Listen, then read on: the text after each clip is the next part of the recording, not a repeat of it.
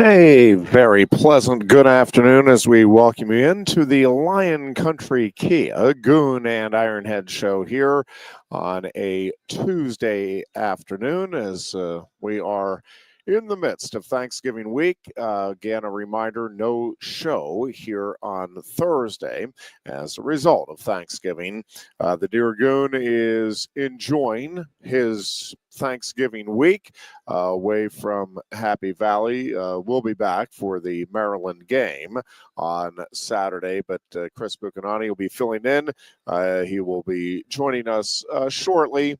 He actually pulls double duty today and is getting us on the air as well on Sports Radio 98.7 The Fox here in the State College Center County area.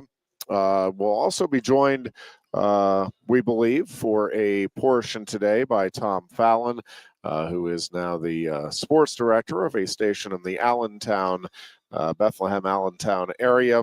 And Tom will be kind enough to join us, and we'll talk some Steelers and Penn State football and probably some Penn State hoops as well. Undoubtedly college football playoffs. Of course, the new rankings will be released tonight at 7 o'clock. We've got lots of Penn State news, and we'll run down that as the program unfolds here this afternoon as well. State College basketball actually getting its season underway tonight at home against Hollidaysburg in a 6 o'clock tip at the State High North Gym as well. And we will have lots of high school winter sports coverage for you coming up here on Sports Radio 98.7 The Fox. We'll start our coverage next week after the Thanksgiving holiday concludes, but we'll have lots of boys and girls basketball and wrestling coverage and working on a few other things that should make this a fun winter for you, our beloved listeners, on Sports Radio 98.7 The Fox. Couple of just news and notes here to open up the program. Mac Brown announcing today, I think it was just yesterday, that he said no, he's planning to come back next year. Well, North Carolina let him know that no, you won't be coming back next year. And so Mac Brown has been relieved of his duties effective at the end of the season. Tar Heels will be playing North Carolina State on Saturday, and then Mac Brown will be no longer the head coach of the Tar Heels program. Very good career. This has been a very rough season for North Carolina. I think he had 3 years remaining on his contract, but again, they're going to make the move. And you know, we're just in an era, maybe it's always been the case, but I think the pressure even ramped up more than ever, where you just can't let your program slip for very long, or it becomes a really hard road back. Now, you get the right person, as again, it has always been. Maybe you can make short work of it. Certainly the transfer portal has changed things. The NIL situation has changed things and all of that. So in some ways, maybe easier to get back into the national picture in a short period of time. But, man, you've got to catch kind of lightning in a bottle with the coaching hire and with all of the different dynamics that come into play. Now, it is going to be interesting to see when the college football playoff rankings come out tonight. And I think Penn State is solidified here at number 4. Don't think they're going anywhere after the hard-fought 26-25 win over Minnesota on Saturday, and not expecting any changes in the top 4 with Oregon 1, Ohio State 2. Of course, the game coming up for the Buckeyes against Michigan. We'll talk a little bit about that because I'm seeing a few projections of what's going to happen, and they're making it sound like it's an automatic W for Ohio State. Listen, I'm taking the Buckeyes as well, but rivalry games in general, and that one in particular, I think you're a little foolish to chalk anything up as definite before it occurs. And listen, I know Michigan is having all kinds of problems with that offense. It is not having any problems with its defense. And I do think Michigan has a chance here to make this a more interesting game than maybe you would think it should be on paper. But we'll see how all that plays out. And then Texas is sitting there at number 3. Longhorns have, I think, a very interesting matchup with Texas A&M, which is coming off just a devastating loss. But A&M with a win is right back where it controls its own destiny. A lot of speculation about what is going to happen, and I'm intrigued to see what happens regarding the, I guess, non-Power 4 conference teams, and like a Clemson. If Clemson wins the ACC, and it is a close competitive game with SMU, like a last-second field goal that pulls it out, I do think there's going to be some interesting arguments to be had regarding, and I think I know which way they'll go, but it'll be interesting nonetheless with like a 3-loss Ole Miss team, let's say, or more likely a 3-loss Alabama team, and and even the potential here for some 1-loss teams that will get mild consideration for a playoff spot. As we talked about even before the season began, when you are talking about the playoffs, no matter where you draw the line, there are going to be debates, and there'll be hotly contested debates about which teams should be in, which teams should be out. Again, I think it is a much better discussion to be had when you're talking about 12-13 versus 4-5 in terms of feeling good that the top teams, real contenders, are going to be in the mix. We'll talk more about that. Saquon Barkley, certainly worth discussing on this show. We've discussed it on others throughout the week here on Sports Radio 98.7 The Fox. But my goodness, what a performance in the Sunday night game for the Eagles. What a performance this season. And still a ways to go, and we'll see what happens down the stretch. But a chance, if he has a great final 6 games of the season, this could end up being an historically great season for Saquon Barkley and his impact with the Philadelphia Eagles. The Harbaugh last night, older brother John, for the 3rd time, beats younger brother Jim in the head-to-head matchup between the NFL coaching Harbaughs. The Ravens, unfortunately, from my perspective, get the 30-23 win over the Chargers out in the LA area, and that means that the Ravens are just 1 game behind the beloved Steelers, because the Steelers could not take care of business against the Browns last Thursday. Pittsburgh has a big one coming up at Cincinnati here on Sunday, and the Ravens have a big one coming up at home against those Philadelphia Eagles. We'll have both of those games for you, by the way, on Sunday right here on Sports Radio 98.7 The Fox, as well as we'll have the Thanksgiving Day triple header for you as well. Let's just go back. Penn State football, we yesterday on Chris's show, and again, Chris Buganani will be joining us here at Quaker Steak and Lube for the better portion of today's program.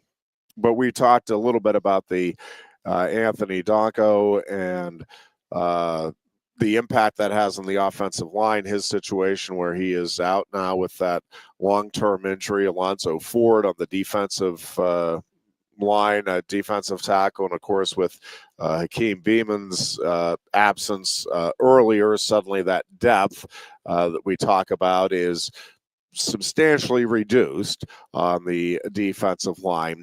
But we've been talking about this kind of all season long, but I think this is significant, and there are a few things that I think are significant about the way this season is playing out. And in particular, coming off of the Ohio State loss and all of the criticism leveled at James Franklin and all of the frustration that many were expressing with yet another loss in a game that you certainly felt strongly could have, maybe should have been won by Penn State in that series. If we can step back now, and again, a lot of frustration expressed during the game with Minnesota. There's still frustration being expressed after the game with Minnesota. There's a few things that I think are worth pointing out. One is the graduation rate remains exceptionally high at Penn State. And I'm not sure how many folks put any kind of credence in that in this day and age. But I do, and I think a lot of Penn State alums rightfully do take pride in that and in having student athletes that are truly committed to both elements of that phrase, the student part as well as the athletic part.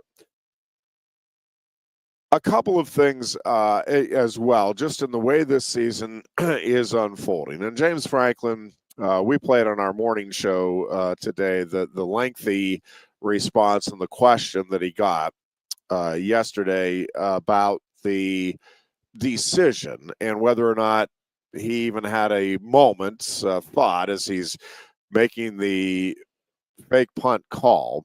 And I thought it was interesting that he said, well, one of the many things that I thought was interesting in his response is that he said it was that call has been made 5 or 6 times during the season, and the players have looked at the defense and they've called it off. It's like, nope, this isn't the look we want. We don't feel good about this, and so they have punted the ball away. Got the look they wanted, went for it, and again, it worked out. Everybody's feeling good. 2 fourth down conversions after that. They convert both. You run out the clock, and that is a great job now in retrospect of clock management by James Franklin and the Nittany Lions. Again, if they don't execute that fake punt and you don't get the blocks that James Franklin talked about in depth yesterday, executed to the degree that they were, and they were really well executed, we're maybe having a different discussion. And same call, same play, different result. And folks, I think, are ready to run James Franklin out of town again. And this is, again, the nature of sports. We've talked about this many times over the years, but it is such a fine line between winning and losing at the highest levels. It is such a fine line between whether a call is the right one because, yep, it works, or it's the wrong one because, man, the other team makes a great play, or you have a player. We talk about football being the ultimate team sport. I've gone back and looked at that play probably, I don't want to exaggerate, probably 20 times now, like really just taking a long, hard look at it. I'm telling you, everybody on that play executes exactly the way you draw that up. How many times does that actually happen during a game where it just plays out the way that it's drawn up, either because the defense makes some sort of an adjustment, or you just have somebody that's a half second late, or they just get overpowered? It's just not a good matchup. That play, the fake punt by Penn State, you go back and look at it. I mean, everybody does a great job with their assignment, and the play, again, is brilliantly executed, and now it looks like a genius call. But if one player misses his assignment, or one player for Minnesota makes the adjustment or sees what's happening and stays at home, doesn't go upfield or doesn't drop back, again, we're having a different discussion. And that's the nature of sports in general and football in particular, where, again, so many things have to go your way or be properly executed for a play to work. The reason it is the ultimate team sport is, again, you can have, boy, this is a well conceived play. And how many times have you seen just in the last week? It's like, boy, that was a really well designed play. Oh, the receiver dropped it. Oh, it was a really well designed play. Oh, the quarterback missed the receiver. Man, it was a really well designed play, but they brought an extra man on defense and the quarterback didn't see him, and it's a sack. All of the time you see this stuff. So it's just such a fine line. That being said, Penn State now has gotten over the hump, and I'm presuming here that they take care of business, getting a little ahead of ourselves, I will admit, in chalking up the W against Maryland. But I just I cannot imagine that this team at this point, with everything at stake on senior day against a team that is having the problems that Maryland is this season, that this is where the Nittany Lions are going to stub their toe. We kind of said all week last week, and I think accurately so, that if Penn State was going to stub its toe, it would be in that Minnesota game. And certainly Minnesota played inspired football. Quarterback looked terrific. I think they had a day where they all believed, they were all pulling together, and they did everything they could and threw everything they could at Penn State. And the Nittany Lions ultimately were able to prevail anyway. And so now Penn State is sitting in a position, and I think the irony is not lost on anybody that Penn State, if it takes care of business here against Maryland, will finish, I think, unquestionably in the top four of the playoff rankings in a season in which it's now expanded to 12 and you don't need to finish in the top four. But regardless, and the Nittany Lions would virtually be assured of a home playoff game. Now, as has been talked about throughout the week, if Michigan does pull off the upset in the game and knocks off Ohio State, Penn State is Big Ten title game bound against Oregon, which has already secured its spot in that Big Ten championship game. And there's been some debate and discussion on this throughout the week. And it's not that I think Penn State fans are going to be like upset and throwing stuff around the house. I can't believe we're going to the Big Ten championship game if Michigan wins. But I have to believe there is a large percentage, and I would almost guess it's a majority of fans I'm talking about now. Now, I think the coaches and the players, and James Franklin kind of touched on it, they want the opportunity to go out and compete and win as much as they can. And they're not looking at a Big Ten championship game, if it were to occur, as, oh, man, now we could get more injuries. Oh, man. Now we could lose to Oregon and get that second loss. This is not the approach that you're going to take into it. It's like, man, an opportunity to get another Big Ten championship here for the program. Second under James Franklin, chance to get a first round bye. Maybe vault into being the number one overall seed in the playoffs and all of that. And all of that is going to be on the table, no question about it, for the Nittany Lions, and all would be exciting stuff. And my guess is, and a lot of this is guesswork at this point, but I think the worst case scenario there is Penn State loses to Oregon and they're right back where they started from. Well, worst case scenario is they sustain some more injuries, and I do want to go back to that in a moment.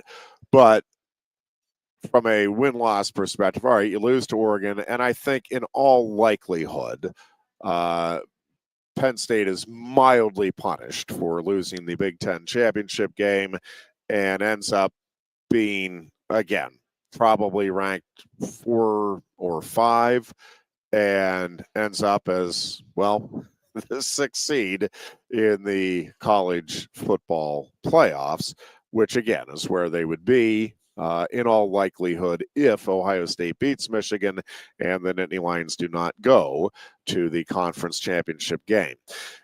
The reason I think Penn State fans, you kind of are assured, or as close to being assured as you can be, that Penn State will have that home playoff game that I think many have been dreaming about since it became a realization that this season there would be home playoff games. And that is, from a fan's perspective, being able to go to Beaver Stadium and watch a playoff game, an historic first for college football and for the Penn State program. I think in the minds of many, and I think in my mind, that outweighs the possibility of getting a second Big Ten championship.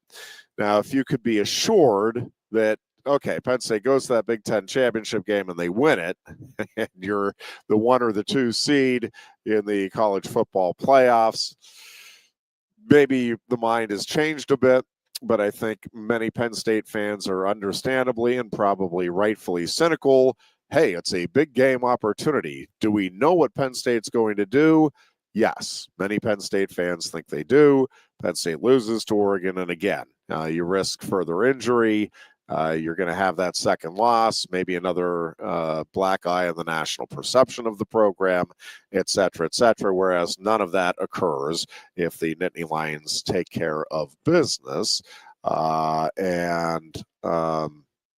If Ohio State, I should say, takes care of business, or again, if Penn State gets the opportunity and does take care of business and gets in there, then you're feeling much better about that particular scenario.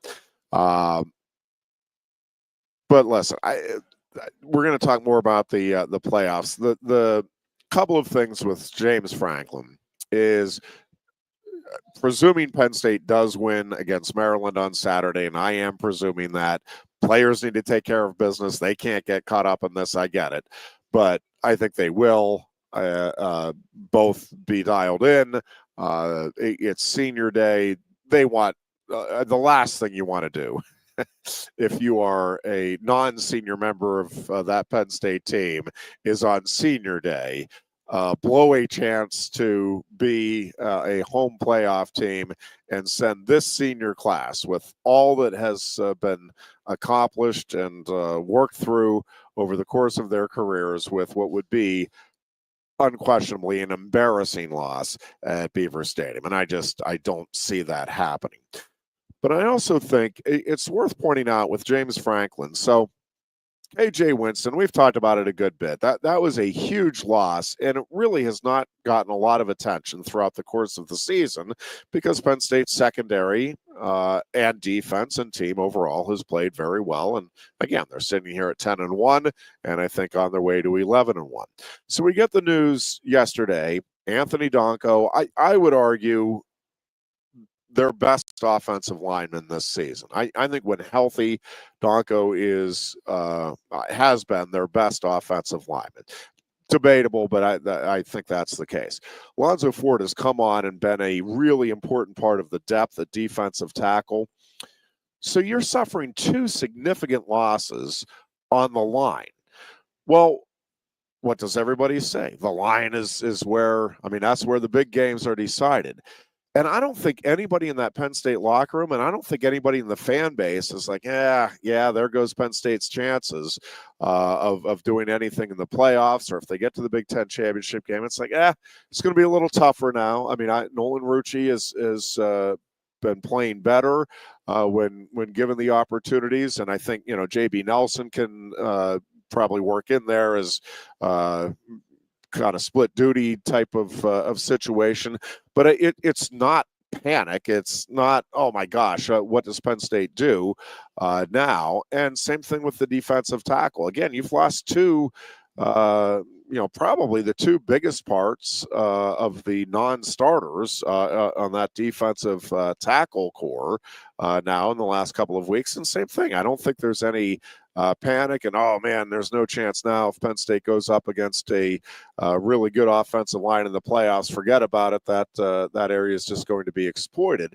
And I think that speaks to the depth that has been established and the next man up mentality within that Penn State locker room. But, it's one thing to have the next man up mentality. It's another to have the guys that can actually step up. And again, maybe not be as good as, what Anthony Donko has been this season, or as good as what Alonzo Ford has developed into over the course of the season, but where the drop-off isn't so substantial or so significant that you're thinking that it's just going to be a huge hole for the Nittany Lions. And again, I think it goes back to KJ Winston. Winston was a huge loss, but and I don't think Penn State has played as well as it would have if Winston was back there, but played pretty well and moved on. And they're sitting here on the brink of an 11-1 season. And again, possibility of maybe even being a Big Ten champion, but I think much more likely hosting a playoff game. And that is a substantial step forward for the program here under James Franklin. And I think by any reasonable measure, the regular season has been a success for the Nittany Lions, therefore. All right, we're going to take a break here. We are back with much more. Chris Buganani will join us on the other side of this break as we continue with our Tuesday edition, our only show this week of the Lion Country Kia Goon and Ironhead show here from Quaker Steak and Lube on Sports Radio 98.7 The Fall. Coast into fall with a new Kia from Lion Country Kia. Right now, get a 24 Kia Seltos for 5.25% APR for up to 48 months. A new Sportage plug-in hybrid at 0.9% APR. Check out our 23 Sorento hybrid for as low as 4.5% APR. And don't forget, all 2023 and 2024 Kias come with a 10-year, 100,000-mile limited warranty. Stop in and meet with one of our sales experts today and coast into fall at Lion Country Kia. We want to see you in a Kia. If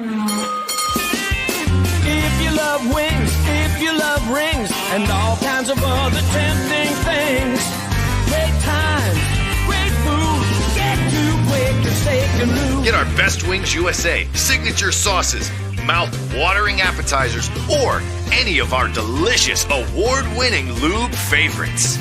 Great times, great food, get to Quaker Steak and Lube. I'm the Modelo Recruiter, and I'm looking for fans with good hands and great speed. The ones who stay focused and never miss a play. They go the distance on game day, even when their team is away.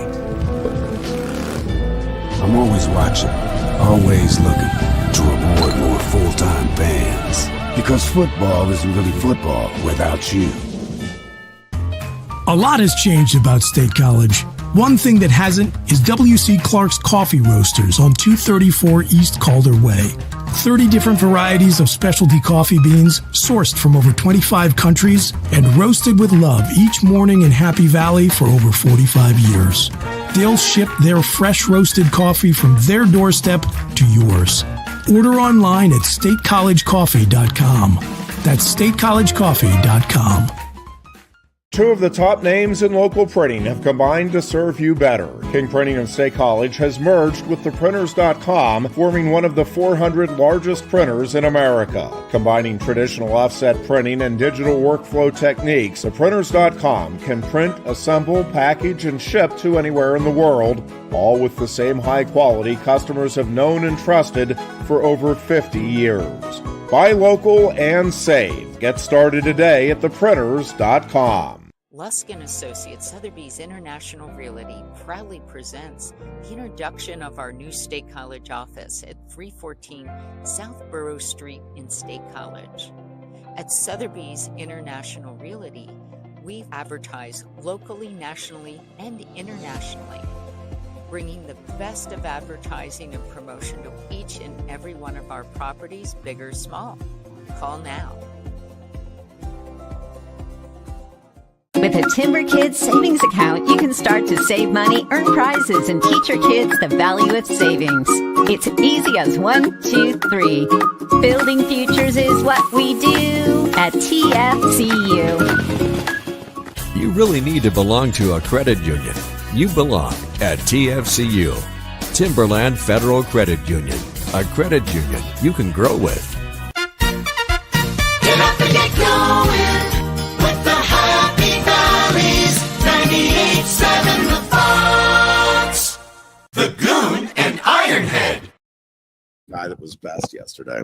All right, we're sharing kiddo stories here at the Lube, Quaker Steak and Lube in State College. Chris Buccanati now joining us. Hey, hello, everybody. We get ready for the season finale as well as Turkey Day, all of the things that go with Thanksgiving.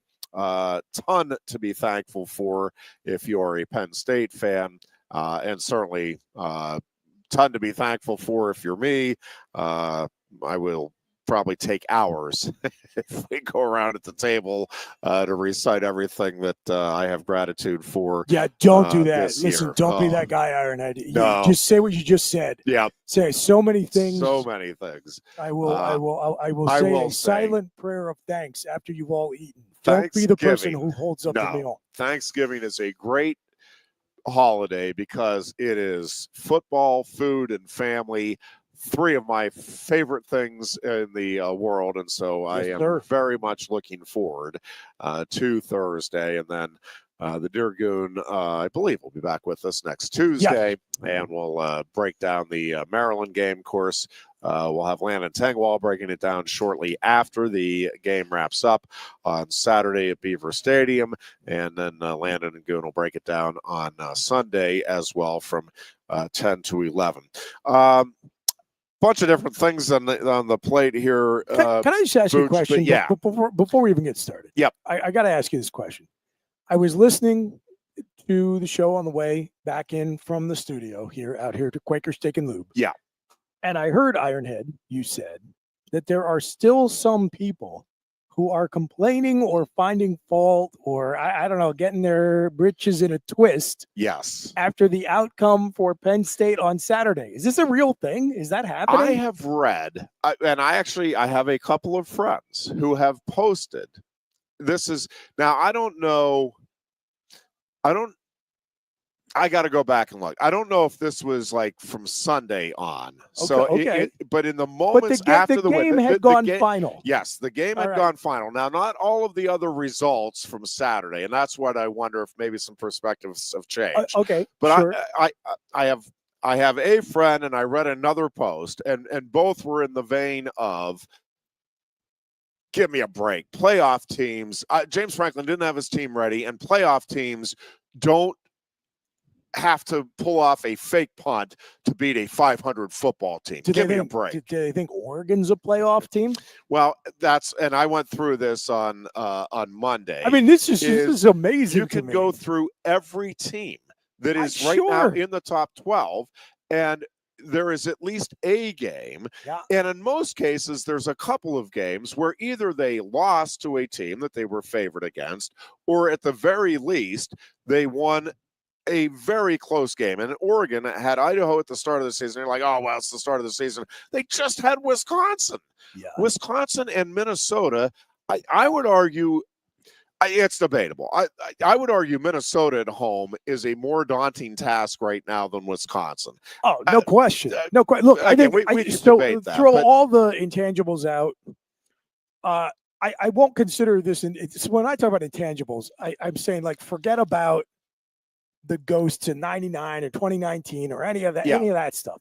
Just look at the stuff on the field. And to me, that includes the coaching. And I think for whatever reason, PJ Fleck, coaching wise, I think it's kind of like a little Spider-Man meme going on with him and James, that like he's like James Franklin's evil twin. And so just has that ability to coach his team up. In general, he's one of these, like, I'm always going to be the guy who stands up in the movie, in the wedding scene where the priest says, if there's anyone here who has any objections, like, he can't get anything for himself. He can ruin stuff for other people. That's PJ Fleck. But I think I don't even think it's an especially tough call to say that Maryland's a tougher football team than Wisconsin right now. Minnesota. What did I say? Maryland? No, Maryland is no. not. Maryland stinks. I knew what Excuse you me. meant. They're terrible. Minnesota is a tougher football team. You watch what Nebraska did to them. You watch what Penn State did to them. I mean, I got credit to Luke Fickell and those kids for giving Oregon everything they had. Minnesota's better than Wisconsin. Yes, and so although we're going to find out this weekend. I suppose. Well, yeah. But so my point, I might have to eat all those words again. If you're if you believe Oregon is deserving of the number 1 ranking, you can't turn around and say Penn State isn't deserving of a high playoff ranking. By that logic, you know what a playoff team doesn't do? Lose at home to a crappy middle-of-the-pack MAC team. Well, yet, yes. Some people want Notre Dame ranked ahead of Penn State. So guess what?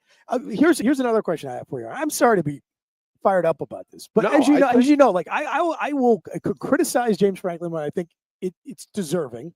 And even when I criticize him, it doesn't mean I want him fired. It just means he did something I didn't like, and I'm going to be honest about it.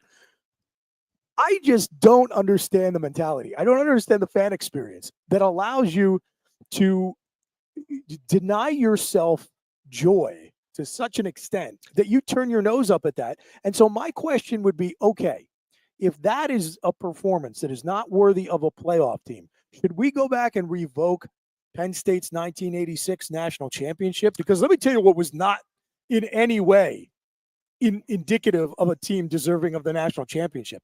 Having to stop a 2-point conversion against Maryland at home to survive. Okay, so should we just strip Penn State of the 86 title? Right on, right on down the line. There is, I'd have to go back and look. There have been very few, if any, teams in the history of college football who just romp their way through an entire football schedule and never had a close competitive game. Like it's just not the way the sport works. And again, part of it is, and I get the frustration in the moment. How are we losing this game? Everything at stake. One of the dynamics that comes into play, and I think sometimes fans get too caught up in, and media get too caught up in records, and it's like, well, this is a 6-4 team, and how are they playing a 9-1 team? Well, there's a few things that come into play. One is maybe that 6-4 team is playing its best game of the season, and it has figured some things out. We talk about learning from losses. Maybe it's learned some things, and maybe it had a couple of games where it did not play anywhere near to its potential. I keep coming back to USC.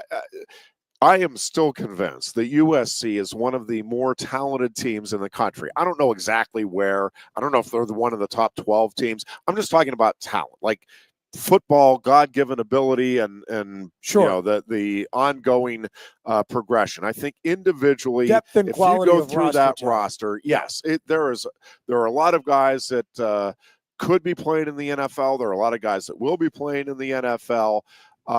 And for whatever reason, and there's a ton of different reasons, and it's not always that, oh man, they're just not motivated, or it's a ton of things that can come into play. And part of it is, and I probably spend too much time talking about this, but I really think it is such a huge component of sports, and that is confidence. And I was sharing the reason we were a couple of seconds with, you're hearing me talking in the background. I have a kiddo who is 9 years old, and he is very confident in the sport of wrestling, absurdly so, because he has spent maybe a total of 3 months throughout his 9 years of life having any kind of training in the sport. Maybe 4 months, maybe. So he loves it, watches it with me, and all of that. But this is the first real, and we're like 3 weeks into the real, and I'm going to use the air quotes here for the radio audience, competitive experience. So he's with the State College Youth Program. They do a terrific job. Couldn't be more pleased with the way they approach things. But they've been spending a lot of time just going over different situations. When you come to the center of the mat, you shake hands. Again, we're in the novice side of things, and it's like, we got to learn how to set up. And this has frustrated our dear kiddo because I want to do live wrestling. It's like, well, I understand that, but you actually do need to know how to set up. Sure. what a proper stance is. Like, we want to jump as many of us do with all kinds of aspects of our lives. Man, we just want to do that. Well, the way you get to do that and make it worthwhile is you work on the fundamentals and you learn the basics. So he's been a little frustrated that we haven't done live wrestling. Well, last night they do live wrestling at the end of the practice. And I'm expecting some good, hard lessons to be learned here from the experience. And in fairness, they're wrestling just to first takedown and they're going from lightest to heaviest in the novice kids that are there. And the Mad Turtle is maybe slightly on the upper side of it, but right around the middle. So he goes through, takes on a kid that just got the previous takedown. He gets Mad Turtle gets the first takedown. Second kid gets the first takedown, and then the next kid gets the takedown on him. So 2-1, good experience, all that. Well, they get to the end, and there's a bigger kid who just steamrolled through like 6 kids, and we still have like 8 minutes left in practice. And they're like, all right, do you guys want to we can go heaviest to lightest. I'm like, oh boy. So they do this, and the big kid wins like 3 or 4 more in a row. And it's to the point where the coaches are asking the kids that are coming out, like, you sure you want to wrestle this guy, or do you want us to, we can just no, we want to. So the Mad Turtle goes out there and has a moment, and the kiddo comes in, gets in on the legs, Mad Turtle sprawls, comes around behind, gets the takedown. The other kids are cheering. He has his moment. I think I'm recording it. I record all of the other matches. He had 5 matches. I get 4 of them. I did not apparently hit the record button. I'm like, of course. I've been there. Of course. Yeah, it's the worst. And then the next, he is feeling so good about that. He's not even paying attention. The next bout, he gets taken down. So he goes 3-2 on the day. Fantastic. But the confidence is through the roof. Yeah, absolutely. And that's just a very small example. Again, that confidence may be shattered when we do our first outside experience here in a couple of weeks, and that'll be fine. That's going to be part of the process here, and we'll work through it. But so USC, you get a couple of losses, a couple of close losses, and all of a sudden that confidence when you get into a close game, it isn't there. I think I was listening to James Franklin's press conference yesterday, and one of the things, and maybe you say, duh, of course, Ironhead, but again, you go back and watch that fake punt, and I've watched it 20, 25 times now, and it is so well executed. And yeah. Franklin talked yesterday about, in his press conference, again, he was asked, does he even consider for a moment the critics are going to be all over him if it doesn't work? And he's like, no, not in the moment. Now, afterwards, certainly. And, that's the nature of the beast, and you deal with it. But he felt supremely confident in it because they had practiced it, he said, hundreds of times. And I don't doubt him over the course of the year. Again, he said they called it, they had it in play 5 or 6 times previously in games this season, and the players checked out of it because they didn't like the look that was there.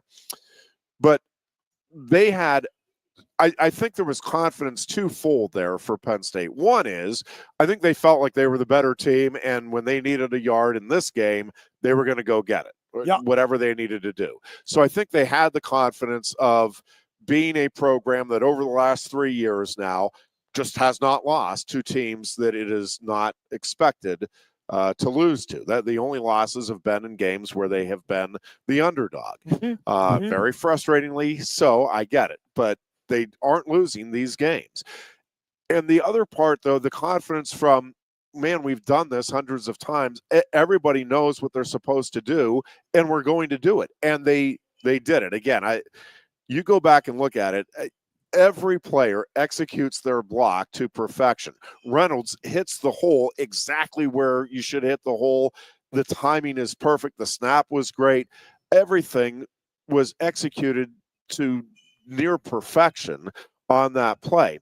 Again, I think it was confidence from this is who we are as a program, but also in that particular play, everybody knew definitively, man, I know my assignment. I will go carry out my assignment. Yeah. Confidence. I'm just telling you, it is such a big part of sports. And I think Minnesota was a very confident team. Absolutely. On you could Saturday, see their body language, especially in the first half. They believed they were going to win that game. They truly did. And they believed that they were going to send their seniors out on the note that they felt they should be sent out on. They felt like they had, and they obviously had a great week of practice, great preparation, and all of that. So emotions, coming off the bye week, confidence, they got healthier. all of that stuff. And I think plays into obviously that helps, but I think you know that too, right? Yeah. If you know that for the last couple games of your season prior to this past week, if you know that in your head, hey, we've been close a few times and we were just missing these guys, or I know so-and-so's playing hurt or whatever. I know specifically in the run game, they were able to use that bye week to get healthier. That's a confidence booster as well. No question. So anyways, end of the day, the folks that are still griping about that, just enjoy it. So it's Thanksgiving Day week, and just enjoy it. Quit your griping and enjoy the moment. All right, we're going to take a break here, and we are back with more from Quaker Steak Special Lube. guest Ironhead. Yes, indeed. You'll have to stay tuned. We continue on the other side. You're listening to Sports Radio 98.7. Coast into fall with a new Kia from Lion Country Kia. Right now, get a 24 Kia Seltos for 5.25% APR for up to 48 months. A new Sportage plug-in hybrid at 0.9% APR. Check out our 23 Sorrento hybrid for as low as 4.5% APR. And don't forget, all 2023 and 2024 Kias come with a 10-year, 100,000-mile limited warranty. Stop in and meet with one of our sales experts today and coast into fall at Lion Country Kia. We want to see you in a Kia. If you love wings, if you love rings, and all kinds of other tempting things, great times, great food, get to Quaker Steak Lube. Get our Best Wings USA, signature sauces, mouth-watering appetizers, or any of our delicious award-winning lube favorites. Great times, great food, get to Quaker Steak Lube. I'm the Modelo Recruiter, and I'm looking for fans with good hands and great speed. The ones who stay focused and never miss a play. They go the distance on game day, even when their team is away. I'm always watching, always looking to reward more full-time fans. Because football isn't really football without you. A lot has changed about State College. One thing that hasn't is W.C. Clark's Coffee Roasters on 234 East Calder Way. 30 different varieties of specialty coffee beans sourced from over 25 countries and roasted with love each morning in Happy Valley for over 45 years. They'll ship their fresh roasted coffee from their doorstep to yours. Order online at statecollegecoffee.com. That's statecollegecoffee.com. Two of the top names in local printing have combined to serve you better. King Printing of State College has merged with theprinters.com, forming one of the 400 largest printers in America. Combining traditional offset printing and digital workflow techniques, theprinters.com can print, assemble, package, and ship to anywhere in the world, all with the same high quality customers have known and trusted for over 50 years. Buy local and save. Get started today at theprinters.com. Lusk & Associates Sotheby's International Realty proudly presents the introduction of our new State College office at 314 South Borough Street in State College. At Sotheby's International Realty, we advertise locally, nationally, and internationally. bringing the best of advertising and promotion to each and every one of our properties, big or small. Call now. With a Timber Kids savings account, you can start to save money, earn prizes, and teach your kids the value of savings. It's easy as 1, 2, 3. Building futures is what we do at TFCU. You really need to belong to a credit union. You belong at TFCU, Timberland Federal Credit Union, a credit union you can grow with. WFXS, once again. The Fox, your sports radio. Broadcasting live, loud and proud from Central PA's Sports Authority, WFXS America. 98.7, The Fox, State College, the Goon and Ironhead. And we welcome you back in here on Sports Radio 98.7 The Fox, as our cameraman, the dear Booch, will here snuggle in a little bit. Tom Fallon joins us from the Lehigh Valley and the ESPN station there. What's the Fox? Oh, is it Fox now? Oh, I didn't know that. Fellow Fox. Oh, I had forgotten that. Oh, that's even better. Yeah, Fox. Well, now we don't even have to, quietly. No about that. No, we've all got to. That's good. We're in the position where we've all got to spread Big Ten propaganda. That's Ironheads. exactly right. What are the call letters? Well, the WEEX is the main call letters, but we're Fox Sports Radio 94.7 FM, 12:30 a.m. So Tom and I, I guess probably all of us go way back. Tom and I go way back to his college days, and when we had different incarnations of the various programs that we now have on 98.7 The Fox here, and beloved Steelers fan as well, and so suffering through last Thursday's debacle in the snow. You won't believe this. This is pretty amazing. I mean, you're talking about your kids and everything like that. You met my son Sean, who's a high school junior. He's into sports, but the only team that he pays attention to so religiously is the Steelers. Even more so than Penn State. That's so interesting. He likes Penn State. He roots for Penn State. I bring him up to a game or two, but he is any rumors about acquisitions or trades. Yeah. On Sundays he's in front of the TV. Penn State. If the game is even last week I come home. He's upstairs. I come home from a Lehigh game. He's half paying attention, but he's doing things upstairs. He's not locked in. As soon as I get home, I want to watch the rest of Penn State. I'm envious of him, especially last week. Actually, half paying attention was the way to experience that. Would have been a much the first better half, option. everybody was half paying attention, including everybody involved in the field. Yeah. But yeah, for the Steeler game, he's locked in 100%. Yeah, that's brutal one last week, but the Steelers still sitting there in first place, game ahead of the despised Ravens, and looking for a little help from our friends. We're going to see what we can do. Of the state. Do what we can. Let's get it We're done. Do what we can.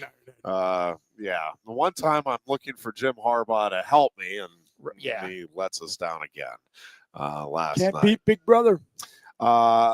Should mention too, Tom does the basketball for Lehigh. Penn State has a big game, as it turns out, here today as well.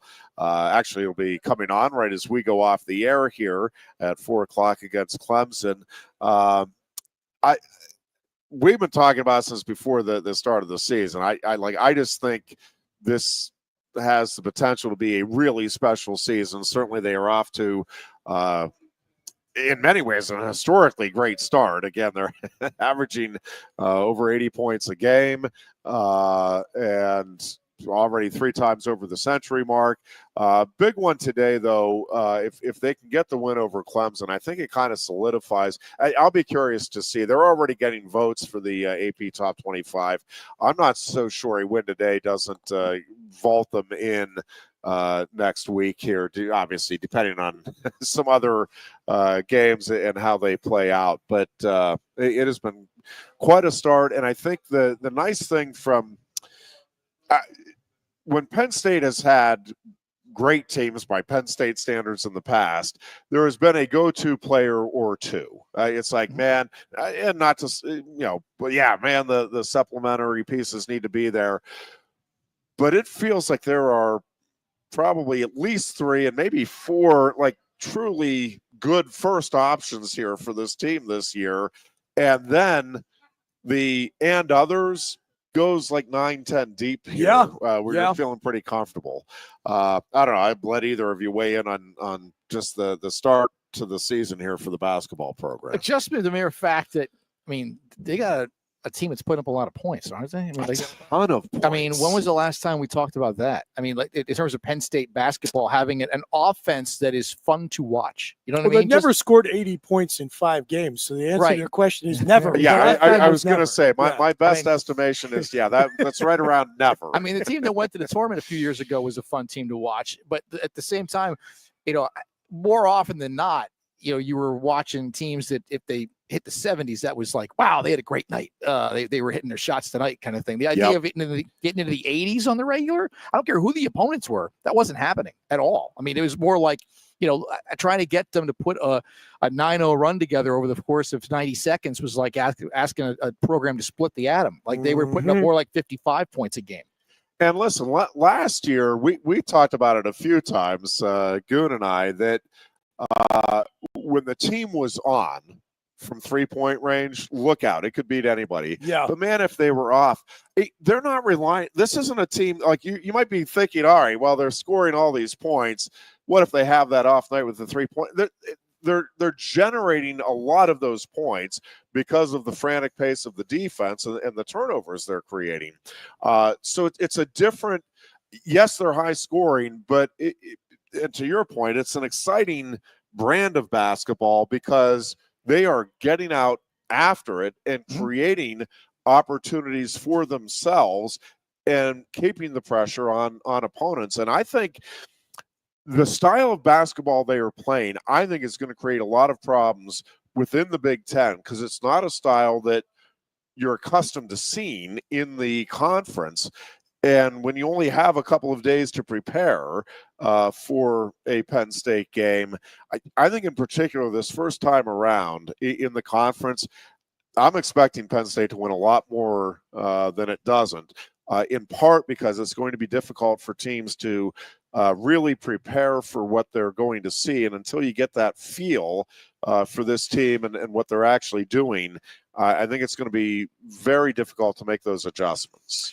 Yeah, I think just to go back to the point too, Ironhead, of contrasting this year's team with last year's, I've hit on this point many times. That roster was constructed in an ad hoc fashion out of necessity. You think about how late in the game Penn State had to make the coaching switch, and because of the number of upperclassmen on that tournament team from 2 years prior who were leaving the program, already you had a short bench, and then Micah Shrewsbury leaves, and all of a sudden the kids who are here hit the transfer portal, and the kids who are committed decommit.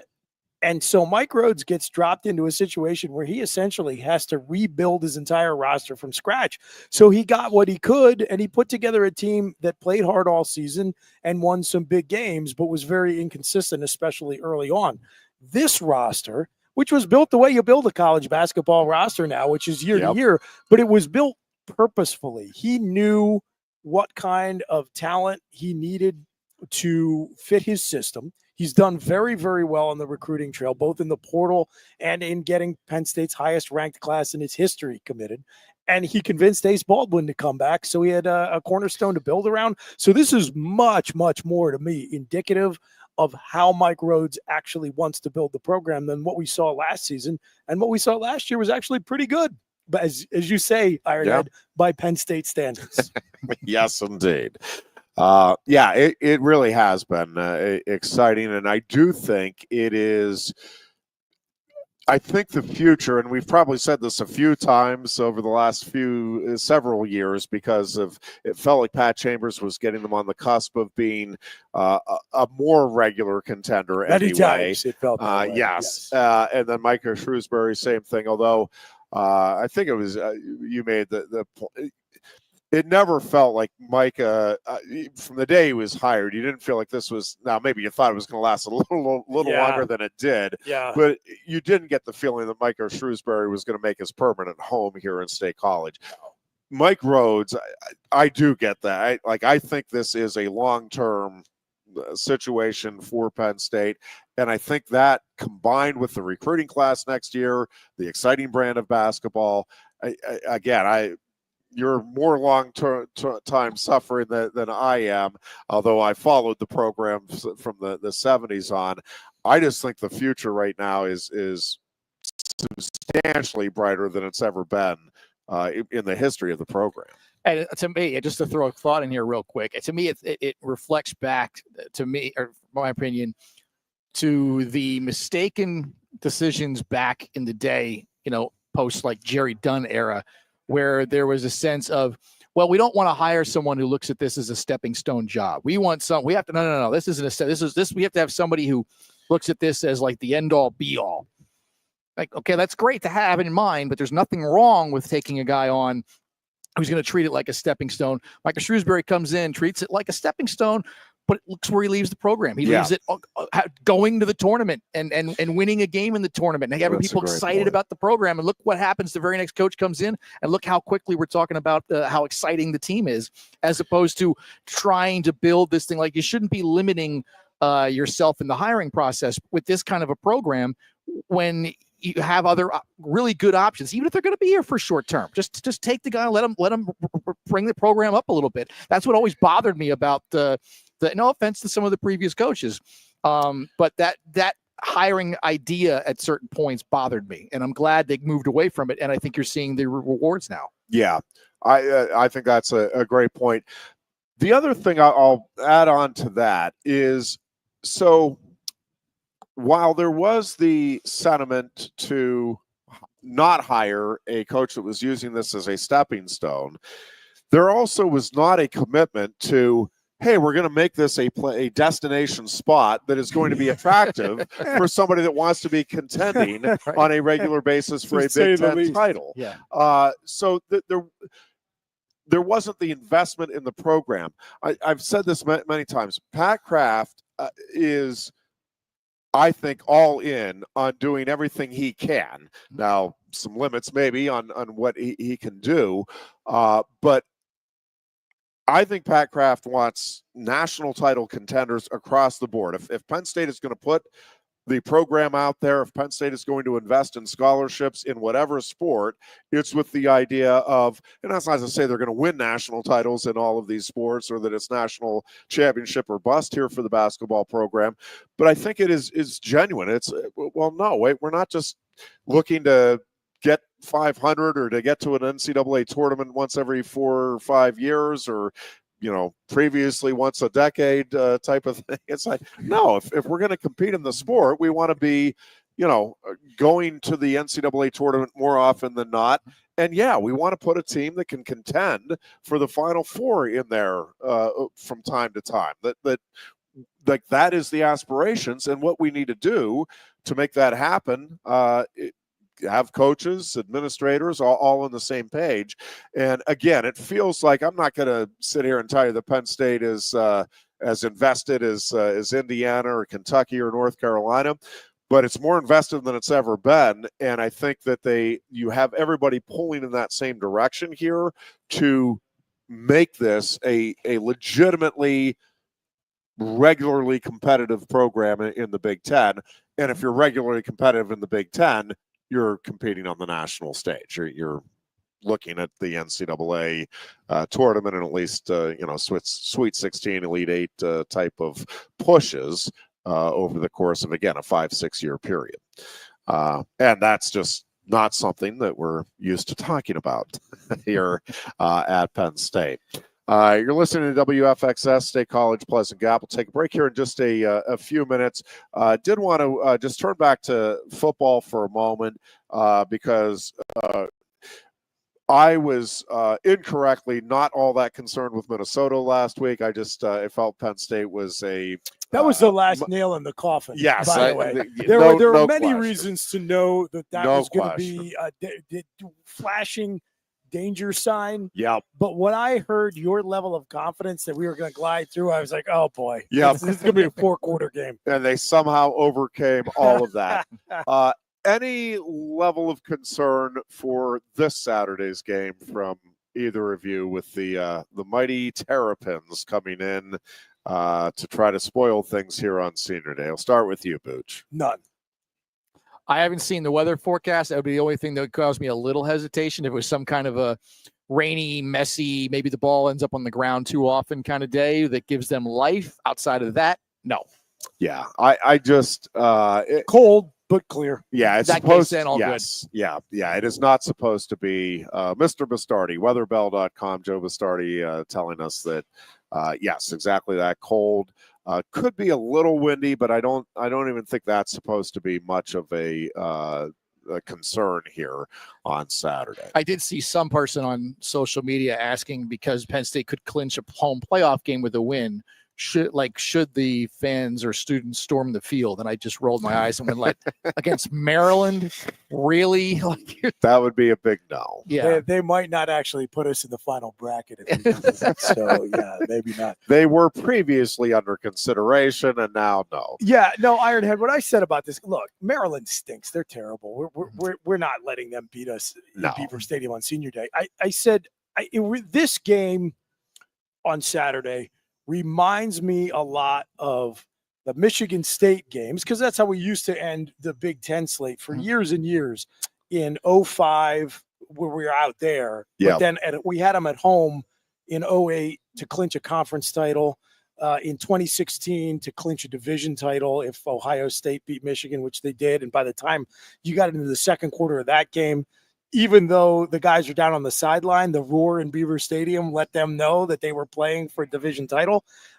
And look, mathematically, those were all bad Michigan State teams that could have beaten Penn State. They weren't beating Penn State. I mean, you're not losing that game. And this Maryland team is considerably worse than any of those Sparty teams I just mentioned. So, yeah, this will be fine. Yeah, I was a little amused with James Franklin's press conference yesterday when he pointed out that Maryland has the #1 passing offense. Like, statistically, I get that they have the most passing yards per game, and that's what he's talking about. That is not the best passing offense in the Big Ten, and not by a long shot. What is happening is they are getting behind by 3 or 4 touchdowns early, and the only shot you have to try to get back into the game is to throw the ball. And yes, occasionally you're going to complete some passes, make some plays. And so again, statistically, yes, they have the most passing yards average per game in the Big Ten. I would venture to say this is in the second tier of Big Ten passing games in terms of a legitimate, man, you got to look out for that quarterback. Now, they do have some talented receivers. I mean, they really do. And it's not that this team is devoid. Is legit good. Yes. Yep. It's not that they're devoid of talent. But this Penn State team against a one-dimensional team, and it's a one-dimensional team because they can't get anything established really with either element of their offense in the early going. Again, at home, everything at stake. There's next to zero chance that Penn State lets this one slip away. We're going to take a break here, and we'll be back with much more on a Tuesday afternoon, our only show of the week. Of course, we'll be taking Thanksgiving Day off. We will have NFL action galore on Thursday. And again, we'll have both the Steelers and the Eagles for you on Sunday as well. We're coming right back with more after this on Sports Radio 98.7. Coast into fall with a new Kia from Lion Country Kia. Right now, get a 24 Kia Seltos for 5.25% APR for up to 48 months. A new Sportage plug-in hybrid at 0.9% APR. Check out our 23 Sorento hybrid for as low as 4.5% APR. And don't forget, all 2023 and 2024 Kias come with a 10-year, 100,000-mile limited warranty. Stop in and meet with one of our sales experts today and coast into fall at Lion Country Kia. We want to see you in a Kia. If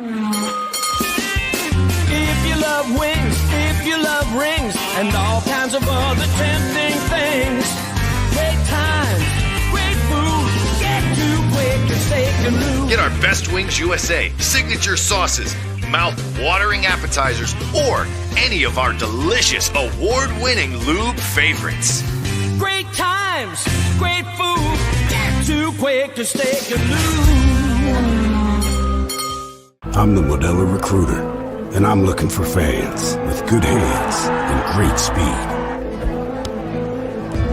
The ones who stay focused and never miss a play. They go the distance on game day, even when their team is away. I'm always watching, always looking to reward more full-time fans. Because football isn't really football without you. A lot has changed about State College. One thing that hasn't is W.C. Clark's Coffee Roasters on 234 East Calder Way. 30 different varieties of specialty coffee beans sourced from over 25 countries and roasted with love each morning in Happy Valley for over 45 years. They'll ship their fresh roasted coffee from their doorstep to yours. Order online at statecollegecoffee.com. That's statecollegecoffee.com. Two of the top names in local printing have combined to serve you better. King Printing of State College has merged with theprinters.com, forming one of the 400 largest printers in America. Combining traditional offset printing and digital workflow techniques, theprinters.com can print, assemble, package, and ship to anywhere in the world, all with the same high quality customers have known and trusted for over 50 years. Buy local and save. Get started today at theprinters.com. Lusk & Associates Sotheby's International Realty proudly presents the introduction of our new State College office at 314 South Borough Street in State College. At Sotheby's International Realty, we advertise locally, nationally, and internationally, bringing the best of advertising and promotion to each and every one of our properties, big or small. Call now. With a Timber Kids savings account, you can start to save money, earn prizes, and teach your kids the value of savings. It's easy as 1, 2, 3. Building futures is what we do at TFCU. You really need to belong to a credit union. You belong at TFCU, Timberland Federal Credit Union, a credit union you can grow with. WFXS, Hunting Gas. Your sports radio. Broadcasting live, loud and proud from Central PA's Sports Authority. WFXS America. 98.7 The Fox State College. The Goon and Ironhead. And we are back here at Quaker Steak and Lube. Chris Bucanani filling in for the Dear Goon. We're allowing Mr. Fallon to consume the tasty wings and fries here at Quaker Steak and Lube. Never a bad decision. I will be checking out the wing buffet immediately following our program here at 4 o'clock. Wing Opens buffet. up at 4 o'clock. Penn State tips off at 4 o'clock. Pretty nice Clemson, how that works. Put 2 and 2 together, folks. They'll have it on all of the, or a bunch of the TVs here at Quaker Steak and Lube. Again, a wonderful place to come down and watch basketball, football, hockey, if you have any interest in hockey, which now no one in the Commonwealth of Pennsylvania really does, don't. yeah, no. God, it's been brutal. But anyways, you can come down and watch it all while enjoying great food and beverage, and of course, excellent service. Best staff in all of State College here at Quaker Steak and Lube. All right, Booch, I know you touched on it. I've touched on it, but and I think we're both of the same mindset. And again, as I was saying earlier, I don't think it's a situation where, I'm not going to be screaming and yelling up and down if Michigan beats Ohio State, this is the most awful thing ever. No, but if you're asking me my preference, I would just soon that this team not go through the rigors of the Big Ten championship game, risk that second loss. Now, I suspect that it's probably pretty close to unanimous in the locker room at Penn State that they would like to have that opportunity. No and question. Again, the mindset obviously is not, well, it could be a second loss. The mindset is, cool, we're going to win the second Big Ten title here under James Franklin. We're going to be the 1 or the 2 seed in the playoffs. And as that should be the mentality. But from a fan's perspective, again, I think you're okay. I'm okay. I guess I'm not going to speak for other fans, but my guess is the majority of the fan base is like, yeah, we're good. Just go ahead and take care of business, Ohio State. we'll take care of business here against Maryland, and then you get the home playoff game assured. Now, if Ohio State does lose to Michigan, and I think there's a better chance of that than a lot of people seem to. I don't think it's a great chance. I do think that Michigan offense stinks. Horrendous. Like Maryland's passing game, I do think is better than Michigan's. I don't think it's the top in the Big Ten, fair. but it's better than Michigan's. Sure. Look, Michigan could be starting defense. a pirate with a peg leg and an eye patch, and they would get a better passing game than they have right now. I think that's and a hook hand Ironhead. But listen, I think that their defense is good enough that if they can create some turnovers, always a big if, but I think they can make this a competitive game. Yeah, they'll have to do it without their top cornerback, who apparently didn't care enough about this rivalry game to play in it because he's already opted out. But I understand, Rich. I heard you saying that on the way in, and I thought, man, crazier things have happened than an emotional rivalry game where an undermanned team manages to make it close with the better half of the rivalry. You see that in the Iron Bowl frequently, where Alabama's much better than Auburn, but Auburn makes it a game. Yeah, I could definitely see that. I don't think that's crazy at all to think of. Yeah, again, I mean, I'm expecting Ohio State to win, and I'll be surprised, just not shocked if they don't. But so here's the thing, though, from the fans' perspective, again, I think you don't want to I think as fans, we're looking at us like, man, we just lost two linemen that are important cogs in the overall machinery here. Yeah, critical. You don't want to be losing more players, and there's always that risk. And listen, that risk exists against Maryland. I understand that. And entirely possible you get through both of those games without any more injuries. That's entirely possible too. I just think you don't want to see that. And I think Penn State fans, probably understandably jaded at this point, was like, well, okay, Oregon is the top team in the country. We know how this goes when Penn State faces a top 5 program. We don't want to go through it just to go back to where, and this is my point, though, is I think, injuries aside, I think Penn State, if it plays in the Big Ten championship game and it doesn't go their way, is right back where we start from, which is they're going to host a playoff game. And the alternative is that they get the first round bye. And again, very likely could be the number 1 overall seed in the playoffs. And I think worst case scenario would be the 2 seed in the playoffs. But from a fan's perspective, again, I think fans are so invested now. The majority of fans are so invested in this idea of hosting a playoff game, getting to go to Beaver Stadium, watch this team in a playoff game. I definitely that it's almost going to be a disappointment, even if they are the number 1 overall seed. Like, it's like, well, no, I still want to see them have a game here at Beaver Stadium. And it's probably idiotic for me to say this. So this is not like analysis on what I think is better for the team, but I also believe the audience knows when you're lying to them, which is why you should just be your authentic self. I'm just going to be very honest. I am one of those fans. I am in love with the idea of playoff football in Beaver Stadium the weekend before Christmas, and I want that. I want that experience. I'm excited for it now.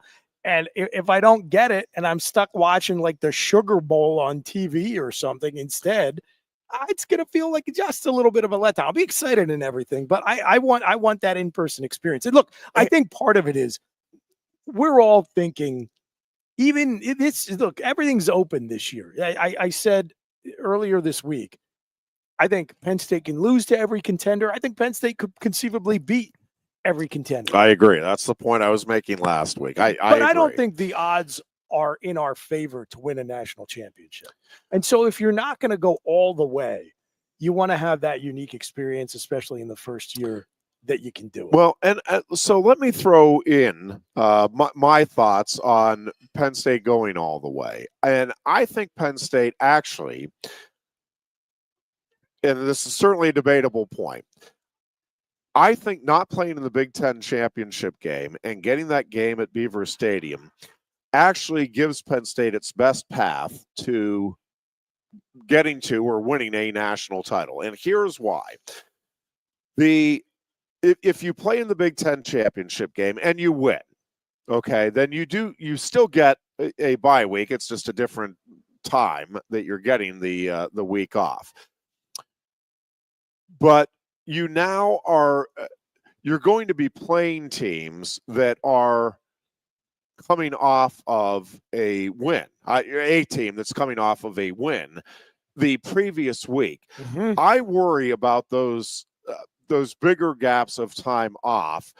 And again, I'm a big believer in momentum, and again, momentum can change quickly. I get that.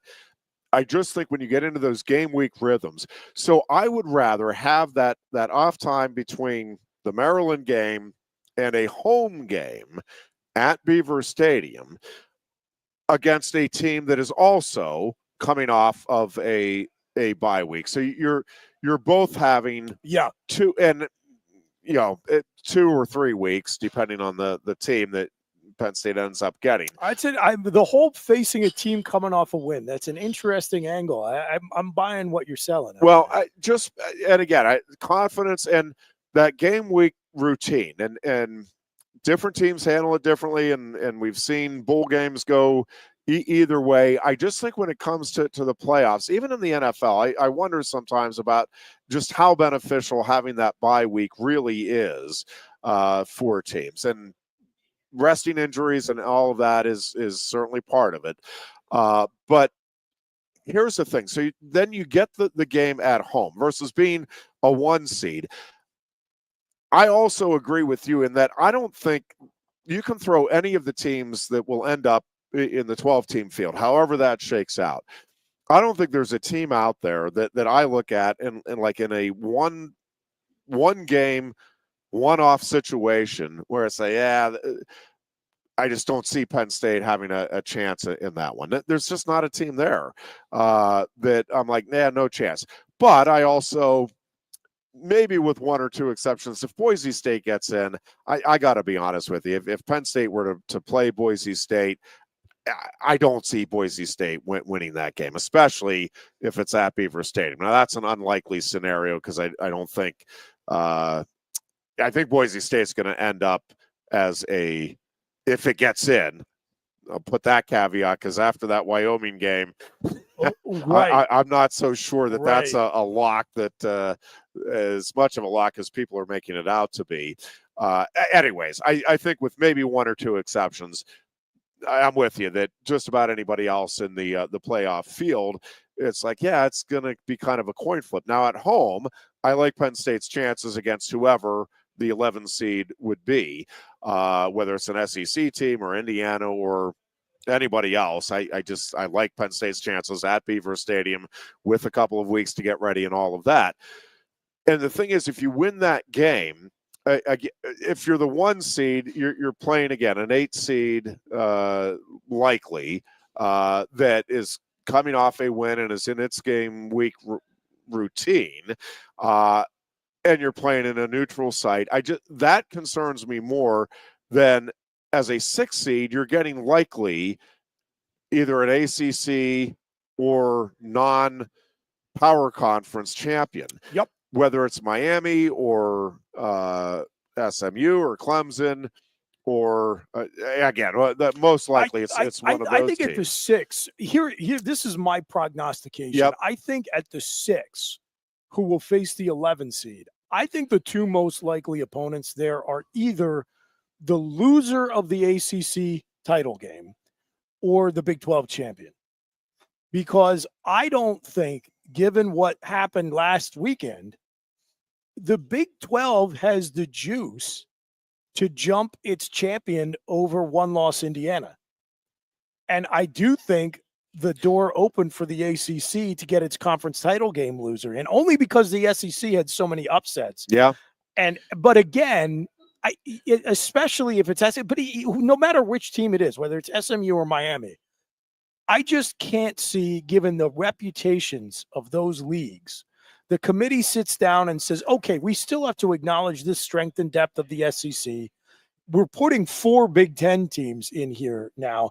Are you really going to look at that field and say, I think the team that lost the ACC title game, based on what we think about that league, or the only Big 12 team that's getting in, deserves to be in the top 10? I just don't think that's going to happen. So I think 11 and 12 is going to be those 2 teams. I'm just not sure which I think will be which. We may get a better sense of it tonight when we see where SMU is ranked, which is indicative of how they think about the top of the ACC, where Clemson's ranked, and then where the Big 12 schools fall. But in that quarterfinal game, if Penn State wins that game at Beaver Stadium against whomever, then you're likely getting the ACC champion. I think is the most likely scenario right now. Yeah, that would be right. 3 Yeah, seed. because you'd be the 3. And listen, whereas as the 1 seed, again, you're getting the 8 seed, which I think is more likely to be an SEC team that has a couple of losses, whether it's Tennessee or so.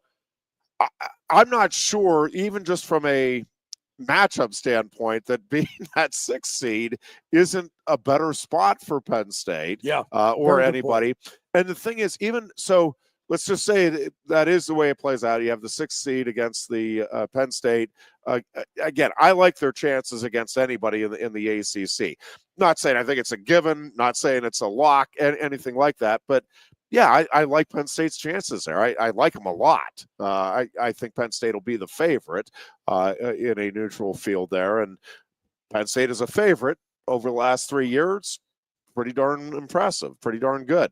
So then you're in the semifinals, and I think to a large degree all bets are off. But just playing this out, most likely you're getting the 2 seed, which is most likely, I think, going to be the SEC champion, although that is debatable. There's a lot of things that, again, we got to see how they play out. But let's just say it is the SEC champion. And if Texas loses to Texas A&M, I mean, it's going to be a 2-loss team anyway. Yeah. And now, again, on a neutral field, who knows? But I think. Do you think that's going to happen, by the way, just your gut feeling? That Texas loses to A&M? I think Texas is going to beat it. I do think Texas finds a way to win the game. I do think that game is going to come right down to the wire. A&M. I'm not going to do it. I'm not going to trust with you. Guys. I'm with you. But I will say this is like all of the pressure. It's a rivalry game, number one. And to me, really the pressure, I get it. I mean, A&M is playing for its playoff life. So I'm not saying there's not pressure there on A&M, and you could certainly argue that there's more pressure. I just think that that A&M fans are almost I think there's more pressure on Texas. I think Texas is so close it can taste it, and a loss here is, I think, at least in the moment, devastating. Now, again, a loss ends A&M's playoff bid completely, and they're completely out of the picture. So debatable whether who has more pressure there. I think Texas will win it. I do think it's going to be a really competitive game, though, and I think it'll be fun to see. But let's just play. So if it is Penn State, say Texas then does take care of business in the SEC championship, which again I could see going either way. But again, head-to-head matchup, Penn State and Texas, I think that's a really fascinating game, and I think there's a lot of different interesting matchups there, starting with the coaching matchup, but going right through Texas's receivers against Penn State's secondary, Penn State's receivers against that secondary, Tyler Warren, the line play. Man, there's a lot to unpack there. I think the quarterbacks, man, that's going to get a whole lot of coverage because Penn State's too deep versus Texas is too deep.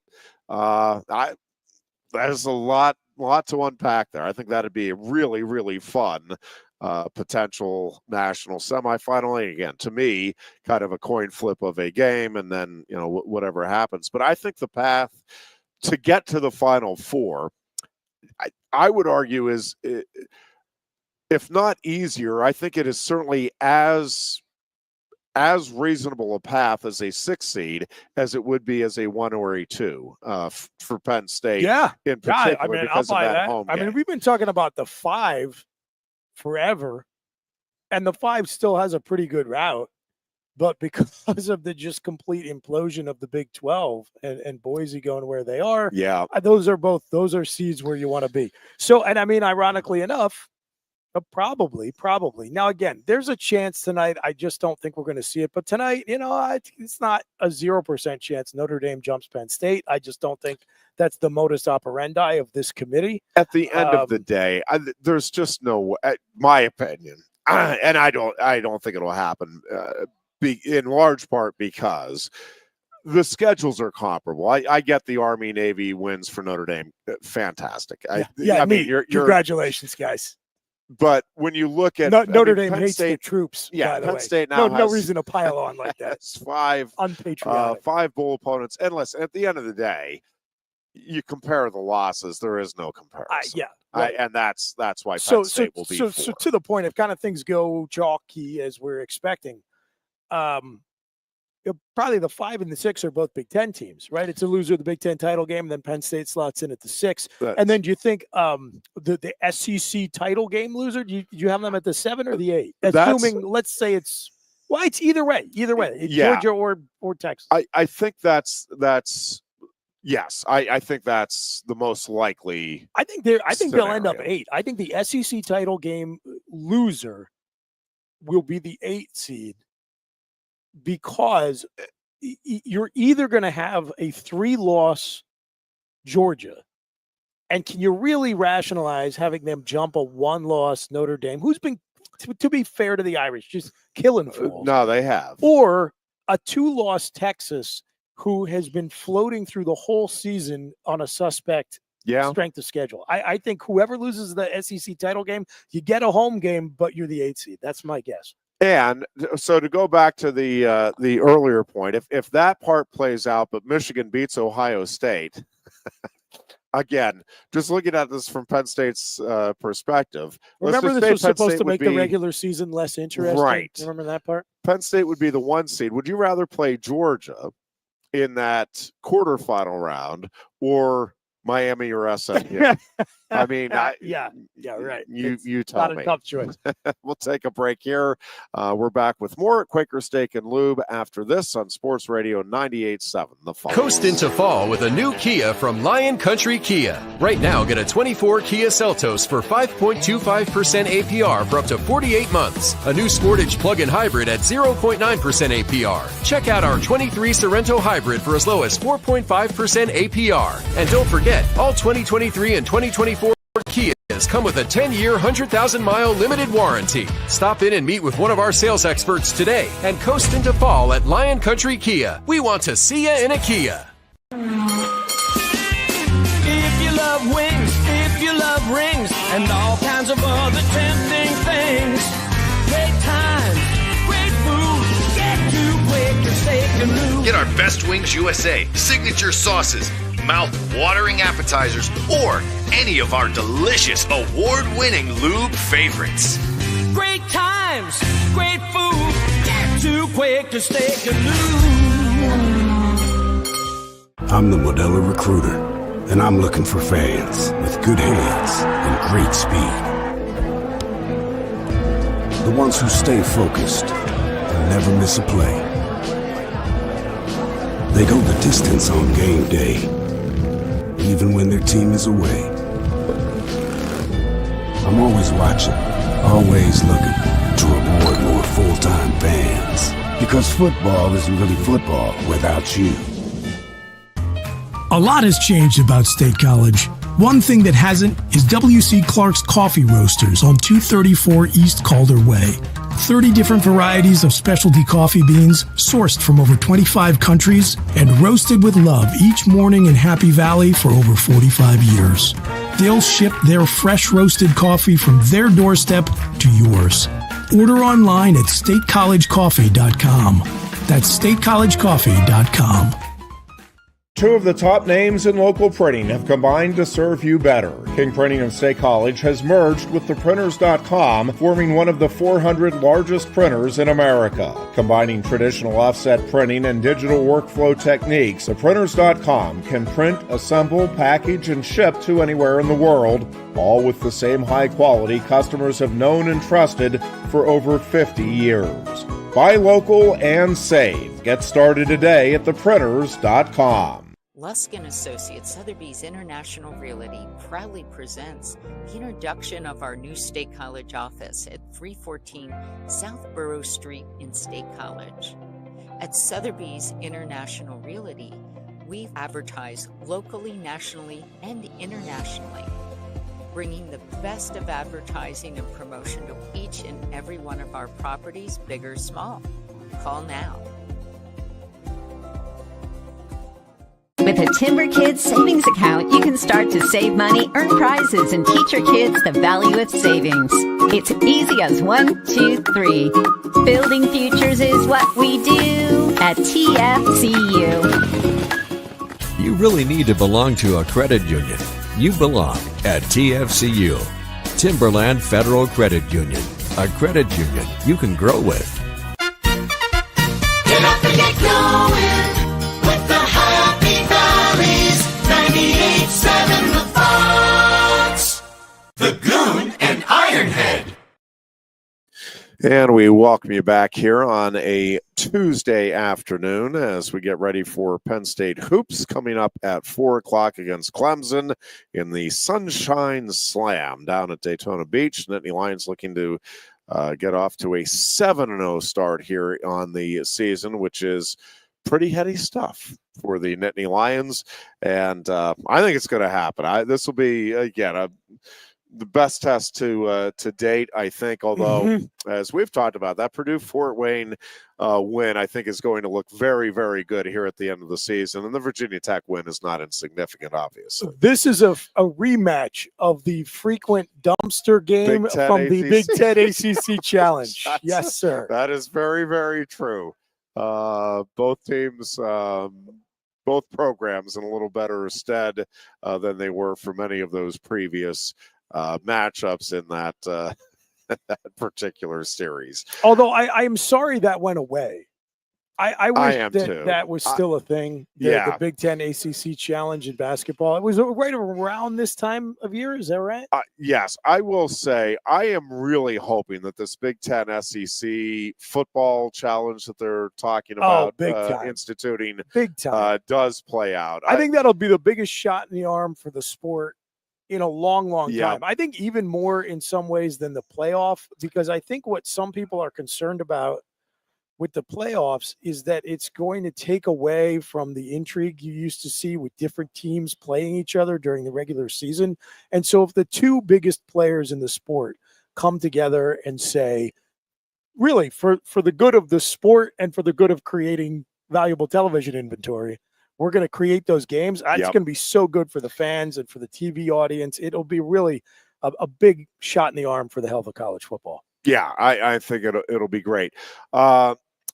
As far as the health of college football, and you talked about the cornerback from Michigan opting out, we're certainly seeing some of those, but I don't think nearly the number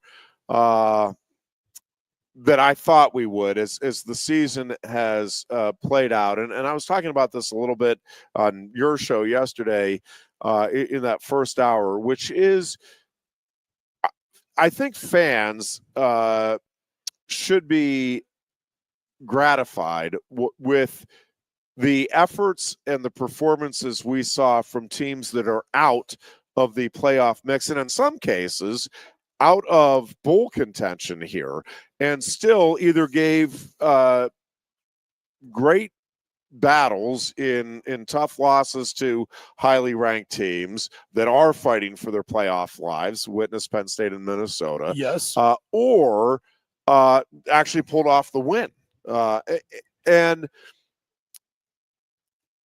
I wondered aloud at the start of the season whether we would see those types of efforts as the season played out, just because, again, what do you really have to play for? Well, it turns out I think most programs and most players still are buying into, yeah, I'm part of a team. It's special. I want that great memory. If I'm at Minnesota, I want that great memory no matter where I'm at. If I'm at Wyoming and man, we have a chance here against Boise State. They have 2 wins on the season. They're playing a team that is knows that it is playing for the opportunity to go to the college football playoffs, and Wyoming's sitting there giving fight to the very end. Florida, you talk about a program that had every reason to pack it in midway through the season, and man, here they come. They're giant. Kansas, giant killers. Again, across the board, we're just seeing it, and I think that is good news if you're a college football fan, where most players, most teams, yeah, they want to play it out, and if they can play the role of spoiler, they want to take that earnestly and try to get that memorable moment for themselves. And they're not just looking at it as, all right, we're done here, on to the NFL or whatever the next stage of life is. At the end of the day, it seems like college football is still college football, and I think that's a wonderful thing. And I think it's an important thing for the sport moving forward.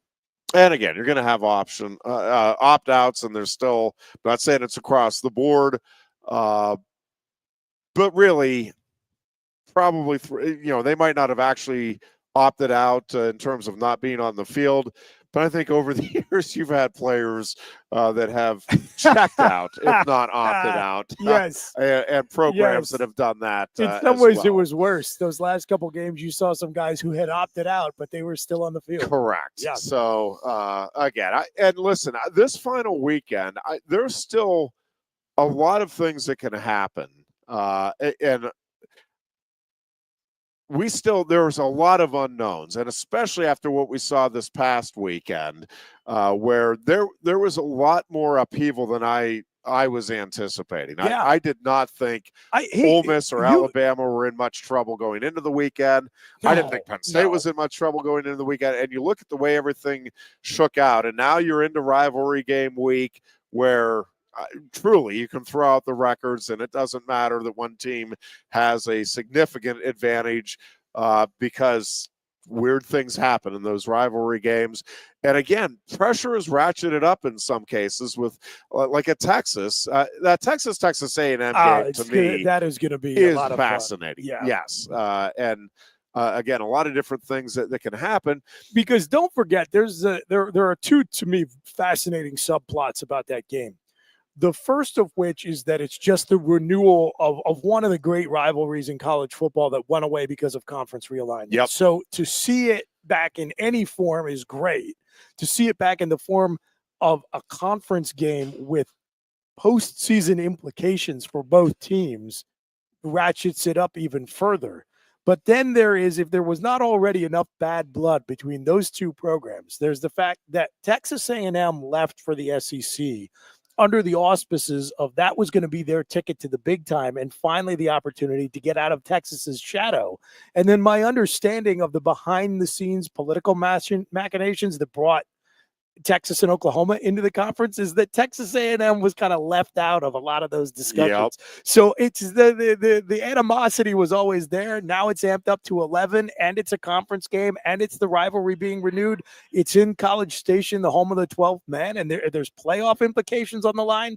That is why you love this sport, and it's the last week of what's been a fantastic season. I'm excited. Yeah. Last week of the regular season. Yep. Yeah, I think that's going to be just wild and a whole lot of fun. And let me throw one other scenario, because we're talking about potential first round opponents for Penn State. Yeah. And I've been talking about teams with talented rosters, and they're still playing it out and all of that. A game that I'm just keeping an eye. I'm not predicting anything. Mm-hmm. But that Notre Dame USC I'm game, glad you brought it up, because I was going to go there if you didn't. Yeah. Yes, sir. I'm just telling you, USC right now, if you don't think this is their bowl game, their Super Bowl, their playoff game, whatever cliche you want to throw out there. And that is a good football team. The magical 2 time zones for the Fighting Irish. They're traveling out there. And listen, we'll see how it plays out. I will not be surprised by anything that happens, really, in that game. But let me throw Notre Dame back into the mix here as a potential first-round opponent for Penn State. Because if Notre Dame does lose that game, there's going to be a strong argument, and there will be strong sentiment from many Notre Dame haters, yours truly included, that give me a break. You lost to Northern Illinois and USC, and you played an overall garbage schedule. No, you're not in the playoffs. But it's Notre Dame. It's the eyeballs to the TV set. And I think the committee is going to look at the wins. We're trying to make money here. Over the service academies as, hey, we can justify this because they beat 2 one-loss teams during the regular season. We ain't leaving Notre Dame off the TV schedule so we can put SMU on national television. Correct. I hate to break it to you. And so a 2-loss Notre Dame team, I think, slips in there at 11 or 12. And if it is 11, there you have it. Penn State and Notre Dame at Beaver Stadium in the opening round of the playoffs. This is why I want these committee meetings live streamed, Ironhead, is because here's what I believe happens. First of all, half these people don't even watch the games. I'm convinced. If you listen to Ward Manuel talk, he always looks like he's on one of those hostage videos, and he's like very near, like there's going to be the little laser red dot that starts kind of moving around on him if he starts going off script. He's very frumpy. Somebody's got to get Ward Manuel a tailor. The man doesn't have a suit shirt that fits him well, and so he gets on camera. He looks a mess. He looks very nervous and unprepared, and then he says things that I know as a Penn State fan are just wildly inaccurate about the team. Now they're frequently complimentary, and I'm like, that nice thing he's saying about that's not true. He's even watching these games, and then I just assume he's lying about all the other teams just as much. Here's what I think happens. I think they get in the room. They're like, okay, guys, what are the teams we're putting in? All right, now we're going to backwards engineer the logic to justify those picks. So to your point, if we're trying to get Notre Dame in, then the service academies are ranked wins. If we're trying to justify leaving Notre Dame out, like let's say we had to squeeze another SEC team over them, it's like, well, the AAC those are not quality opponents. So it's falderall. There's no objective criteria, none. These are the teams we're putting in. I assume very strongly it's based in no small part, if not exclusively, on the financial benefit to the media rights partners. And then we just make up whatever justification is necessary to make it sound like there is a rhyme and reason to it. And listen, but we don't know because it all goes on behind closed doors. But even if it was, and you may be onto something there, but even if it was open, one of the problems is, how would you create objective criteria? Because you can't, that's fair. You can't just use records. I mean, clearly, like Army's schedule, and I'm trying to think of a team that actually has a challenging schedule. Georgia, let's say that this year. Sure. Georgia's at the top. I mean, those aren't comparable schedules, obviously. And again, even one of the other real challenges, I think, in trying to create some semblance of fairness and equity, because again, what Paul Feinbaum the eye test. Well, the eye test, if the eye test is used in that Georgia-Kentucky game, I got news for you. Georgia's not in the playoffs. I know it was a 1-point win over a Kentucky team that I think has 4 wins on the season. Conveniently forgotten. Or the team that got blown out by Ole Miss. I mean, that was not really a competitive game. So, that's the other thing. Well, the eye test, is it the eye test in the Alabama game? And with Alabama, are you using the eye test in that Vanderbilt game? Because I watched Vanderbilt. It wasn't like a fluky win. Vanderbilt beat Alabama. They deserved and won that game. And I get Vanderbilt's better than it's been. Georgia State. Yes, but it's not exactly. So, are you using the eye test in the Notre Dame Northern Illinois game? Or are you using the eye test in the Notre Dame, Navy or Army game? So, I don't know how you go about, and that's what That's one of the things here is yes, brand name is going to matter to some extent because, all right, these programs have proven year in and year out that they're at least competitive in big games more often than not, whereas some of these teams right now, like SMU's having a terrific season. How much do you trust them? Should it matter whether you trust them if they get on the big stage against an Oregon or an Ohio State?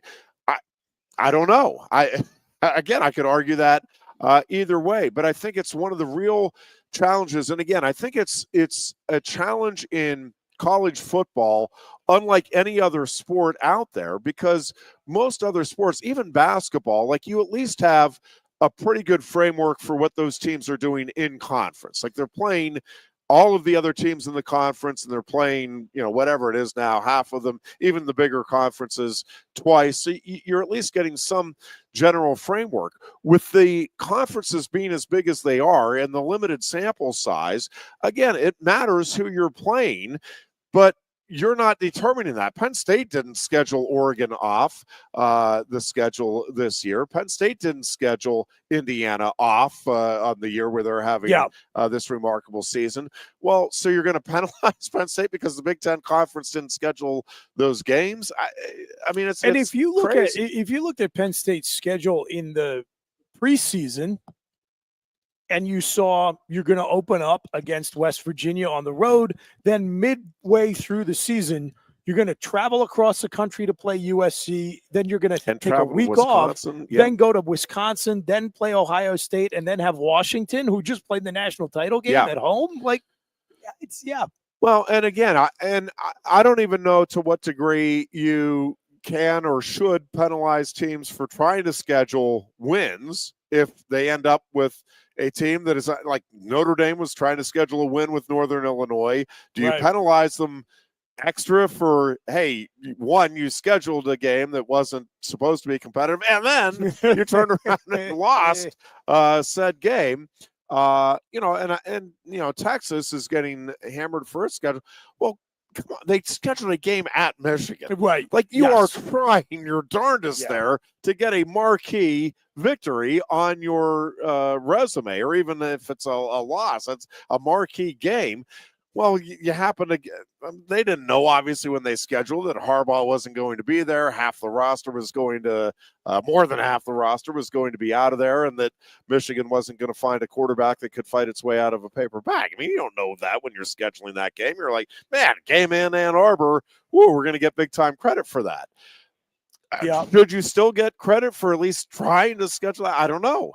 but like every other sport, there's at least some comparable data that you can use. It's like, okay, well, you have some of these teams that you're trying to compare, they have no common opponents or one or two common opponents. And again, maybe the one team's playing them at their place and the other team's playing them at home, and one played them in early September, the other played them in November. Well, what are you doing with that? Like, how are you using that data to get any kind of a justification? So some of it is, at the end of the day, to me, inevitably, gut feel, kind of think this team's probably a little better.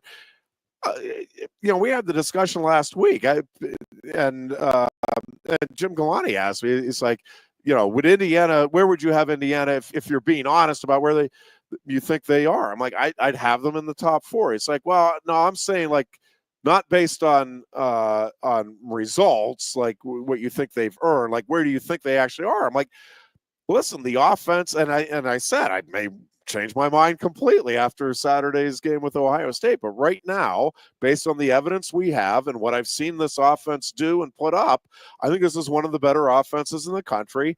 And I think Indiana, I don't think it's crazy to think Indiana going into the Ohio State game, and even now, Indiana and Georgia on a neutral field. Again, Paul Feinbaum out, Georgia would blow them out. Well, do I think Indiana's substantially better than Kentucky? I do. And that was early in the season. Okay. I don't think it's a foregone conclusion. I really don't. And you can throw any of those SEC teams in there. Again, on a given day. Now, if you're asking, man, all right, truth serum in you, who do you think's going to win? I think Georgia's going to win it. Fine. I've thought a lot of things that didn't turn out to be right this season. And if you put truth serum in Paul Feinbaum, he'd tell you, well, I didn't think Vanderbilt was going to beat Alabama. I didn't think Texas A&M would lose this last week, and I didn't think Ole Miss would lose this last week. So, again, it's fine to think what you want about what a game, how it's going to play out until you actually see it play out. And again, even then, we have the sample size of that game that day. I don't know that means that team is necessarily, if they played 10 times, maybe the other team wins it 9 times. That's, again, the nature of sports. But so I don't get too caught up in, because we don't know what's going to happen. I don't know what would happen in an Indiana-Georgia game. Well, I mean, look, that's all well and good, Ironhead. But what really matters is recruiting rankings from March. And so we know how good the teams are before they even play. There you go. Who Vegas would install as a favorite on a hypothetical neutral field game. That's right. Which is, it really leads me to question why we even bother actually playing the games. We got to just plug them into a simulator at the beginning of the season, then just find out, well, hey, everybody, we got great news. Ohio State beat Georgia in the national championship game because they have the 2 highest ranked rosters in a 24/7 composite rating, and Vegas would have Ohio State as a 2-point favorite on a neutral field. So it's to save everybody a lot of trouble. There you go. Problem solved. Real quickly, I'm going to finish up with just a little wrestling talk. Black Knight Invitational on Sunday. Nittany Lions, as expected, dominant. I've had a bunch of people ask me. I do think Tyler Kasak and Josh Barr are the starters for now. I don't think that's the end of the battles for those starting jobs at those positions. But I think Tyler Kasak and Josh Barr both went out and wrestled to get those starting jobs for now. I think that will still be an ongoing situation throughout the season. And I think Alex Facundo and Lucas Cochran are still very much in the mix here for being the guys when March rolls around. But yes, for now, Kasak and Barr are the starters. Not terribly surprising. And again, it wasn't out of this world competition throughout. There were some very good individual wrestlers there, but Penn State was expected to roll. Penn State did roll. I think the degree to which Penn State racked up bonus points is a very good sign for the rest of the season. Again, not a terrible surprise there, but Penn State is looking like the team that we thought it was going to look like. And I think that starting rotation is coming more into focus. Again, I don't think it's definitively settled right now. But yeah, if you're asking me right now, the most likely starting lineup in March is with those guys that won here and the other 8 that we already have penciled in as the starters for this season. And I do think that starting lineup has a chance to be historically great when it's all said and done. Also did want to just quickly throw out a couple of shout outs. Penn State women's volleyball, since we won't be here on Thursday, big game that they play at Rutgers tomorrow night, but then they'll close out the regular season with about as big of a match as you could have in the regular season. Nebraska will be here, 5:00 start. Nebraska's ranked 2nd in the country. Penn State is ranked 4th. If you get the opportunity to get tickets, apparently they're pretty pricey right now on the market. That's what I have heard, which is very good news for the sport of women's volleyball. But 5:00 start, Penn State, Nebraska. That is going to be a whole lot of fun. And then good luck to the Penn State women's soccer team. 6:00 on Friday, they'll be in Chapel Hill taking on North Carolina in the Elite 8 with the opportunity to go to Cary, North Carolina a week later in the NCAA Final Four. Erica Dombach, what she has done with that program, killing it, and the ability to deliver when it's needed. I know there were some fans, and quite frankly, I'm like looking at the results. Man, I'm like, I thought this was going to be a national title contender. They're losing to good teams, admittedly, but man, 6 losses during the season, not what you're expecting from a title contender. Well, here we are. Penn State is a title contender. We'll see what happens in Chapel Hill on Friday. Again, a 6 o'clock start there. But good luck to the Nittany Lion women's soccer team as well. That's going to wrap things up. Happy Thanksgiving, Booch. You too, brother. Thank you for filling in. Happy Thanksgiving to the dear Goon, who will be back with us on Tuesday. And we'll talk about all of the great sports action that will happen between now and then. Until then, be good and be safe. Happy Thanksgiving. Coast into fall with a new Kia from Lion Country Kia. Right now, get a 24 Kia Seltos for 5.25% APR for up to 48 months. A new Sportage plug-in hybrid at 0.9% APR. Check out our 23 Sorrento hybrid for as low as 4.5% APR. And don't forget, all 2023 and 2024 Kias come with a 10-year, 100,000-mile limited warranty. Stop in and meet with one of our sales experts today and coast into fall at Lion Country Kia. We want to see you in a Kia. If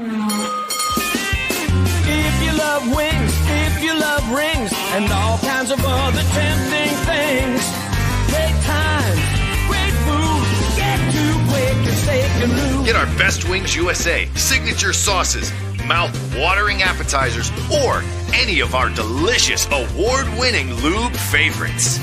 Great times, great food, get to Quaker Steak Lube.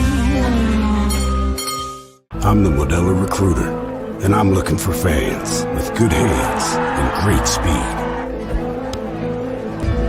The ones who stay focused and never miss a play. They go the distance on game day, even when their team is away. I'm always watching, always looking to reward more full-time fans. Because football isn't really football without you. A lot has changed about State College. One thing that hasn't is W.C. Clark's Coffee Roasters on 234 East Calder Way. 30 different varieties of specialty coffee beans sourced from over 25 countries and roasted with love each morning in Happy Valley for over 45 years. They'll ship their fresh roasted coffee from their doorstep to yours. Order online at statecollegecoffee.com. That's statecollegecoffee.com. Two of the top names in local printing have combined to serve you better. King Printing of State College has merged with theprinters.com, forming one of the 400 largest printers in America. Combining traditional offset printing and digital workflow techniques, theprinters.com can print, assemble, package, and ship to anywhere in the world, all with the same high quality customers have known and trusted for over 50 years. Buy local and save. Get started today at theprinters.com. Lusk & Associates Sotheby's International Realty proudly presents the introduction of our new State College office at 314 South Borough Street in State College. At Sotheby's International Realty, we advertise locally, nationally, and internationally, bringing the best of advertising and promotion to each and every one of our properties, big or small. Call now. With a Timber Kids savings account, you can start to save money, earn prizes, and teach your kids the value of savings. It's easy as 1, 2, 3. Building futures is what we do at TFCU. You really need to belong to a credit union. You belong at TFCU, Timberland Federal Credit Union, a credit union you can grow with. WFXS, Hunt Again. Your sports radio. Broadcasting live, loud and proud from Central PA's